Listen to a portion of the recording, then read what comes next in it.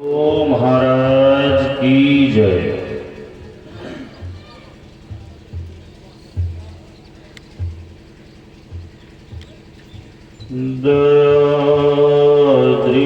दृष्टि करिनाशिये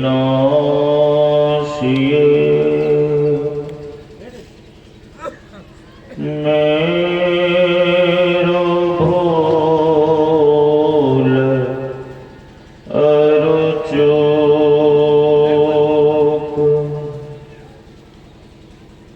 खरो तीक्ष्ण बुद्धि मोरिना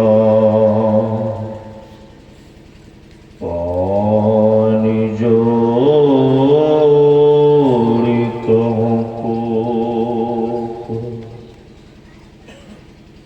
सकल भूल नाशक प्रभु सतगुरु परम कृपाल नमो कंज पद युग पकड़ सुनो प्रभु नजर निहार।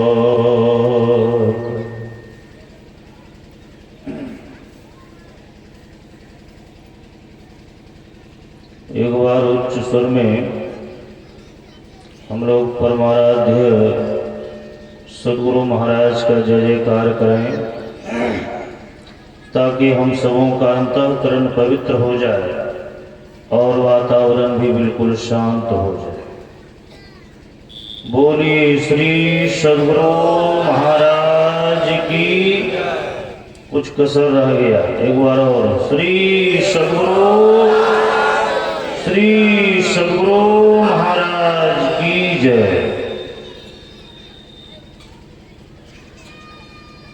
परमाराध्य सद्गुरु महाराज के परम पावन श्री चरणों में अनंत बार नमन।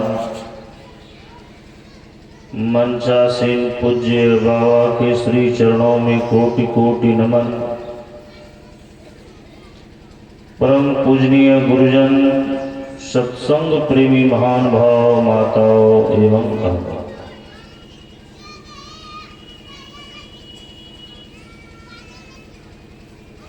अभी हम लोग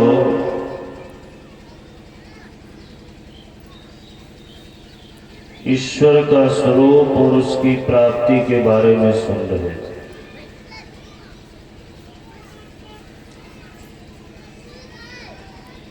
मनुष्य के जीवन में ईश्वर स्वरूप का ज्ञान होना बड़ा ही आवश्यक है, क्योंकि जिस विषय से हम अनजान रहेंगे, जिस विषय से हम अनजान रहेंगे उस विषय में हम आगे नहीं बढ़ पाएंगे। सबसे पहली बात तो यह है, ईश्वर का ज्ञान होना मनुष्य के जीवन में क्यों आवश्यक है, क्या कारण है। हम लोग बराबर सुना करते हैं, यह संसार ईश्वर ने बनाया और जिस ईश्वर ने यह संसार बनाया है उसी ईश्वर ने इस संसार में हम आपको भी भेजा। शरीर अनेक प्रकार के होते हैं, हम आपने जैसा कर्म किया है उस तरह का शरीर मिला हुआ। जितने भी शरीर हैं, संत महात्माओं ने 84 लाख योनियों का उपनयन किया है।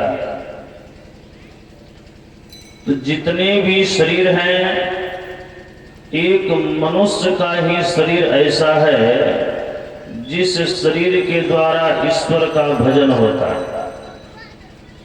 इसके अलावा और कोई ऐसा शरीर नहीं है जिससे ईश्वर की भक्ति होती।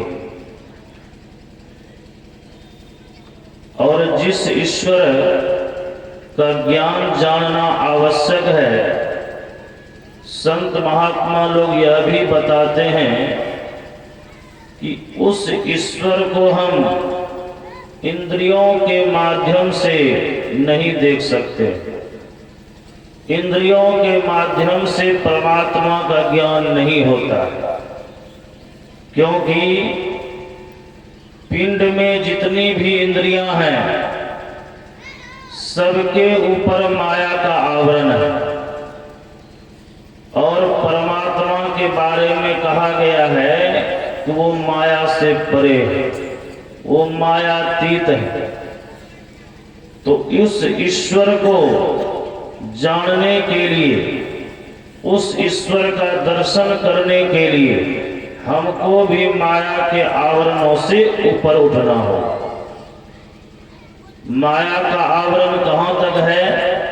तो गोस्वामी तुलसीदास जी महाराज कहते हैं कि गो गोचर जहाँ लगी मन जाई, सो सब माया जानहु भाई। इस इंद्रियों के माध्यम से हमें जहां तक का ज्ञान होता है सब माया है, और जहां तक माया का आवरण है वहां तक परमात्मा का दर्शन नहीं हो सकता है।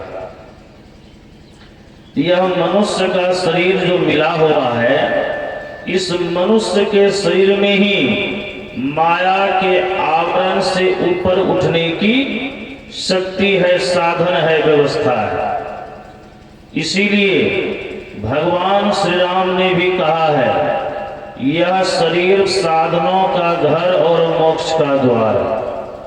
और किसी शरीर के बारे में ऐसा नहीं कहा।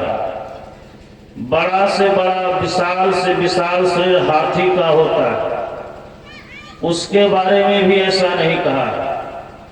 जब भी कहा है तो मनुष्य के लिए ही कहा गया। तो परमात्मा का ज्ञान मनुष्य के जीवन में क्यों आवश्यक है? इसलिए इस मनुष्य शरीर के अंदर में जो जीव है यह परमात्मा का अंश है, और जिस परमात्मा की कृपा से मनुष्य का शरीर लेकर के संसार में आए हैं, जिनकी इतनी बड़ी कृपा है, जिनके हम इतने बड़े एहसानमंद हैं, जिनका हमारे जीवन में ऋण है, कर्ज है, इस कर्ज और ऋण से मुक्त होने के लिए उनकी भक्ति करना आवश्यक है। इस संसार में हम जब रहते हैं, आवश्यकता पड़ने पर एक दूसरे की सहायता हम ले लेते हैं। संजोग ऐसा लग जाता है कि लेना ही पड़ेगा। तो जिनके द्वारा कोई जिनके माध्यम से यदि कोई कार्य हो जाता है, तो हम जब तक इस संसार में रहते हैं तब तक उनका एहसानमंद हो जाता है। बातचीत के क्रम में हम बोल भी देते हैं, मेरे दुख की घड़ी में फलाने बाबू ने मेरा उपकार किया है, मैं उनके एहसान का बदला इस जन्म में चुका नहीं सकता। जिनका एहसान संसार भर के लिए है, उनके एहसान को हम भूल नहीं पाते। जिनका एहसान ऐसा है, यह जीव विविध योनियों में दुख के मारे विकल हो रहा था, कितना कष्ट सहा है, कितना दुख भोगा है, गिनती नहीं है। ईश्वर को दया आई कि एक बार मौका देना चाहिए। दुखों से निजात पाने के लिए, छुटकारा पाने के लिए यह मनुष्य का शरीर दिया है। और ऐसे अनमोल, ऐसे मनुष्य शरीर को पाकर हम परमात्मा को भूले हुए, परमात्मा को जानने का ज्ञान हमारे अंदर में है, लेकिन अज्ञान का पर्दा पड़ गया है। ऐसे के लिए संत कबीर साहब ने एक बड़ा ही सुंदर वाणी लिखा। ये कहते हैं, जब दर्शन देखा चाहिए तब दर्पण मांझत रहे। हम लोग शीशे में, आईने में अपने अपने चेहरे को देखते हैं, तो शीशा जब साफ होता है तो चेहरा तुरंत दिखाई पड़ जाता है। यदि शीशे पर गंदगी हो, धूल हो, मिट्टी हो, काई लगी हुई हो, तब चेहरा दिखेगा, तब नहीं दिखता। यदि चेहरा को देखना है तो शीशे को साफ करना होता है। उसी तरह से हमारे अंदर में परमात्मा है, लेकिन विषय रूपी धूल लग जाने के कारण परमात्मा का दर्शन नहीं हो रहा है। और परमात्मा का शरीर हम आपके जैसा है नहीं जो कि चल करके हम देख लें। उनके बारे में कहा गया है कि वो अनुभव करने की चीज है। जिस तरह से हम लोग सुंदर सुंदर उदाहरण देकर के संत महात्माओं ने समझाया, इस संसार में हम अनेकों प्रकार के फूल देखते हैं। जितने भी फूल हैं सब फूल में कुछ न कुछ सुगंध भी होता है। जितने फूल हैं सबों के सुगंध में कुछ न कुछ अंतर भी होता है। आंख बंद रहती है, कोई फूल हमारे नाक में सटा दे तो हम क्या कहते हैं, ये फलाने फूल की खुशबू है, सुगंध है, हम जान लेते हैं, अनुभव करने की शक्ति। तो ठीक उसी तरह से जिस तरह से हम आप फूल के सुगंध को लेते हैं तो कहते हैं ये फलाने फूल की खुशबू है, सुगंध है, अनुभव करते हैं, उसी तरह से परमात्मा अनुभव करने की चीज है। वो इस बाह्य दृष्टि से दिखाई नहीं देते। उनका ज्ञान जब भी होता है अंदर में, और वो अनुभव करने की चीज है। हमारे अंदर में परमात्मा का निवास किस तरह से है, हम लोग आदरणीय स्वामी शरणागत बाबा से थोड़ा इस विषय पर सुन भी रहे थे। मेहंदी में लाली, घी दूध में, फूल में बास समान, हम लोग सुन रहे थे। अब परमात्मा का दर्शन किस यत्न को करने से होगा, तो संत महात्मा लोग बताते हैं कि जिस तरह से दूध में घी होता है, मेहंदी में लाली होती है, तो उनका असली रंग देखने के लिए, असली रूप देखने के लिए मेहनत करना पड़ता है, डायरेक्ट उसका दर्शन नहीं होता है। तो ठीक उसी तरह से परमात्मा का दर्शन कैसे होगा, तो बड़ा ही सुंदर कहा, जिमी दूध के मथन से निकसत है घी जतन से, तिमी ध्यान के लगन से पर ब्रह्म ले निहारा। जिस तरह से दूध के कण-कण में घी है, लेकिन जब तक दूध को हम आप दूध से छाली नहीं निकलती है, जब तक उसको मथा नहीं जाता है, तब तक घी नहीं निकलता है। उसी तरह से जन्मों जन्मों का हमारे अंदर में जो विषय रूपी विकार है, तो सद्गुरु के ज्ञान रूपी साबुन से जब हम आप इसको धोते हैं, साफ करते हैं, तो धीरे धीरे विषय रूपी मैल निकलने लगता है।